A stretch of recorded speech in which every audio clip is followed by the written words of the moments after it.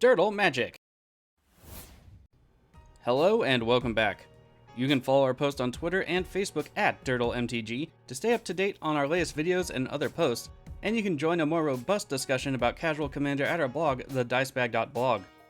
Please don't forget to like, subscribe, and share this content to help the channel and the blog grow. Another way you can support the channel, though, is through our affiliate links in the description below. If you're looking for single sealed product or gaming accessories to protect all of that glory, please consider clicking the links in the description. Now, grab some spells, it's time to dirtle. They say knowledge is power. It is also leverage, and today we try to find that leverage with Queza, Augur of Agonies. The lives we will manipulate belong to Lyra, Killian, and Krenko Mob Boss. I win the die roll and begin the game with 6 cards. I land a Bojuka Bog on the field and exile nothing from Lyra's graveyard. Lyra's turn sees only A planes into play, and Killian's turn sees an isolated chapel to the field. Krenko drops a mountain, and then casts a Mog Fanatic. I draw Illusionist Stratagem for my turn, drop a land, and then planes cycle the Angel of Ruins. I grab a Godless Shrine and pass. To Lyra, and they drop a planes. They cast Serra Ascendant, and things got out of hand quickly. Killian has an Arcane Lighthouse into play. They cast land tax to increase their land potential, and pass the turn. Back to Krenko, and they drop a mountain. Ornery Goblin is cast, and they move to attacks. Mog Fanatic is swung into the Killian player, and that player takes 1. My turn sees Mangara the Diplomat. I play a Godless Shrine untapped, taking 2 damage, and cast the Charming Prince. When it enters, I scry 2, and put the path on top, and then put the swamp on top so I draw it next. To the Angelic Host, and they tap their lands down. In combat, they send the Ascendant into the Krenko player, dealing 6 damage and gaining 6 life. Land tax triggers for the first time for the Killian player. They grab a basic land, and drop a plains to the table. Fabled Hero comes down afterward. Goblin Burrows lands on the field for the Krenko player. Sting Scourger is cast, and when it enters, bounces the Ascendant to its owner's hand. Good old red bounce from Time Spiral block. The player then casts Nightstone Ritual, and uses the mana they get from it to cast a Goblin Rabblemaster. They move to combat and create a new Goblin token. They swing with all their goblins able to do so into the Lyra player, and the Lyra player takes 4. I gain the swamp I scried earlier, and drop it to the field. I then cast my commander, the Augur of Agonies. I pass, still setting up my board. Lyra's turn sees the return of the Ascendant to the field. They tap down and pass. Killian's turn sees another land tax trigger, and another land tutored up. A swamp hits the field, and they cast Hushbringer. That is an unfortunate development for my deck since it has a decent blink package. Killian Ink Duelist follows the creature down. Speaking of that though, hit the link in the description if you want to check out the game I did with Killian. Back to Krenko, and Sting Scourger echoes its way to the graveyard. The player proceeds to Aggression, gaining another Goblin token. All Gobos swing their way into the Lyra player again. The Ascendant intercepts the Ornery Goblin, and it triggers to deal 1 damage to the blocker. The Lyra player takes 9 but gains 6, going down to 39. My turn brings me the Path of Exile, and my commander triggers. The Killian player loses 1 life from said trigger. I then cast Read the Bones, scrying 2. I put Phyrexian Arena and the Watery Grave both back on top. The Lyra player and the Krenko player each lose 1 life when I draw those cards when the spell resolves, and I net no life lost because of my commander.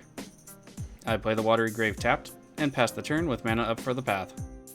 Lyra's turn sees a 3rd plains into play. They move to combat, and swing their Ascendant at me. I respond by casting the path, and exiling their creature. In the second main phase, Righteous Valkyrie comes down, and they pass the turn. Another turn for Killian, and another land tax trigger. They grab a land and draw a card for the turn, and a plane comes into play. They then cast Demonic Embrace, targeting the Fabled Hero, which gets a 1/1 counter because of its heroic trigger. Battle Mastery then hits the stack, and Killian becomes an even better duelist. 2 attacks, and their hero swings into me, and Killian into the Krenko player. Neither of us can block, but the Krenko player responds by sacrificing their Mog Fanatic to deal 1 to the hero. They follow that with Incinerate, dealing 3 more damage to the hero, and the hero dies. I gain a friend, I suppose, and it makes me rethink of when I should cast Lavinia. Killian connects for 4 commander damage against the Krenko player though, and they gain 4 life. Over to Krenko, and they cast Goblin Sharpshooter. They move to attacks, and gain another Rabble Goblin. All the goblins again have to attack, and this time the attack is into the Killian player, who takes 8, dropping to 34. I gain access to a Temple of Deceit on my turn, and drain the Killian player for 1. I play the Temple, and Scryway attempts this All-Seeing.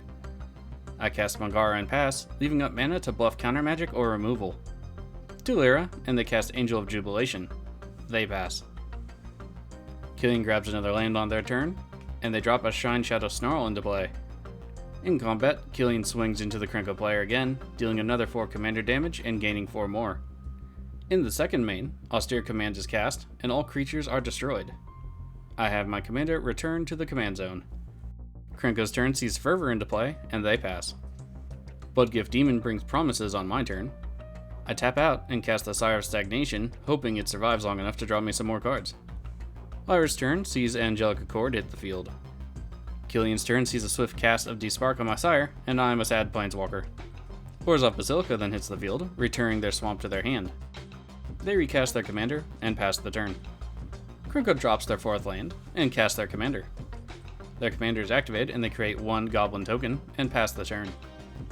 My turn nabs me an Inspiring Overseer. I cast Phyrexian Arena, and then the Overseer, drawing a card and gaining 1 life. I then drop Glacial Fortress, and pass. Lyra's turn has them casting Day of Judgment, and the board is wiped again. Unfortunately, they also didn't drop another land. Killian grabs another land with land tax, and a swamp returns to play. They recast their commander. Demonic Embrace returns from the graveyard, enchanting said commander, and the player loses 3 life to do so. Krenko's turn, and they have a Goblin Sledder come into play. Lightning Greaves is also cast, and they pass the turn. My turn draws me a Rafine Scheming Seer off the Arena trigger, and Rhystic Study for the turn. I cast Rafine, hoping its ward will keep it around, and pass. Lyra's turn has an Arcane Signet to the stack. Angel of Vitality follows it down, gaining a bonus to its power and toughness because their life total is greater than 25. To Killian, and they decline the land tax trigger. A swamp is dropped to the field, and Hateful Eidolon is cast. Silver Quill Command then hits the stack, targeting Killian to give it 3/3 and flying until end of turn, and the player themselves drawing a card and losing 1 life. Agent of Fates hits the field afterward, and the Edict effect isn't a good sign for my field. 2 attacks, and Killian swings at me. I can't block because of the menace, and take 8 commander damage. Krenko's turn has them cast Sparksmith, and they pass. The turn rolls back to me, and I draw Erebos, God of the Dead, and Vizkopa Guildmage. I cast the Guildmage, hoping to bait out some removal. I then cast Lavinia to keep the Killian player at bay with the Detain ability. Unfortunately, the Krenko player, not seeing a path to victory with her in play, quits the game. I move to combat, and swing Rafine into the Killian player, conniving for 1. I draw a Mystic Gate, and discard the same card. Lyra's turn has them tap their lands, and pass. Back to Killian, and they play a Plains. They cast Return to Dust, exiling the Angelic Accord and the Phyrexian Arena. Spirit Mantle is then cast, targeting the Agent of Fates, which triggers it. Each of their opponents has to sacrifice a creature, and the Angel of Vitality and Rafine hit the yards. My turn gives me the mighty Muldrifter.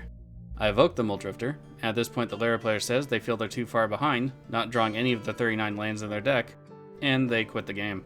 Definitely have my sympathies with that one. Afterward, I respond to the Muldrifter's triggers with Illusionist Stratagem, targeting both it and Lavinia. I gain a total of 5 cards, and continue to detain my opponent's creatures. I drop the swamp I drew, and pass the turn. Killian's turn sees a Fabled Passage into play, and it gets cracked immediately for a Plains. I draw a Glacial Floodplain and drop it to the field. I don't yet have enough white mana for an overloaded Winds of Abandon, so I cast a Sword of Hearth and Home. I go to equip it to the Muldrifter, but unfortunately misclick and hit the Guildmage. I play more mana to then equip it to the Muldrifter like I had wanted to do, and move to combat. I swing the Muldrifter at my opponent, and Fracture is cast in response against the sword. It's destroyed, leaving the Drifter vulnerable to blocks, and they do so with their commander. It dies, and the Killian player gains 5 life. Back to Killian, and a swamp falls to the field. Faith Unbroken is cast, targeting the agent, and I sacrifice the Guildmage to the trigger. When Faith Unbroken enters the battlefield, they exile Lavinia under it. The player then moves the combat and swings out with everything. I take 12, 5 of which is commander, and drop to 19 and go up to 13 commander. My turn brings me an Ice Tunnel. I cast Rhystic Study, and follow that up with a Winds of Abandon on Overload. The Killian player's creatures are exiled, and they get a Plains and 2 Swamp to the field tapped, and I get Lavinia back. To the opponent's turn, and Killian returns to the stack, and Rhystic triggers. They pay the 1, and the commander enters the battlefield. Indestructibility is cast to enchant Killian, and they pass, ruining my plans to cast Angel of Despair to destroy their commander. My turn brings me Decree of Pain. I cast the Spark to exile the Indestructibility, and then I cast the Angel of Despair to destroy Killian. To combat, and I swing Lavinia into my opponent, who takes 4, dropping to 47. Back to said opponent, and Killian is recast again, and they pay for the study again. Archon of Sun's Grace then comes down, which could spell trouble over time, but I get to draw a Clackbridge Troll. Thassa Deep Dwelling rises to my hand on my turn. I recast my commander, and follow that up with Thassa themselves for some blink shenanigans.